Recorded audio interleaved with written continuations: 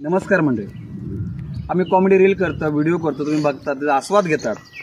तो झालो मनोरंजनाचा भाग. पण आता महत्त्वाचा विषय म्हणजे ग्लोबलायझेशन, वातावरणातील फरक.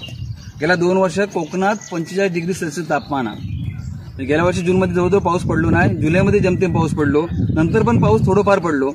यावर्षी पण परिस्थिती जेमतेम तशीच आहे. म्हणजे आपले मिरग सुको गेलो. मिरगात किती पाऊस पडतो हे जुन्या लोकांका, आपल्या आजी आजोबांका विचारा, तो तुमका ती सांगतील.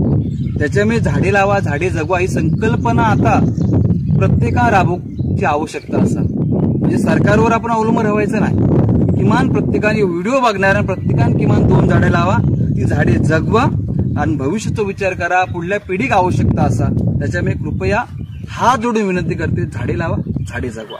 धन्यवाद.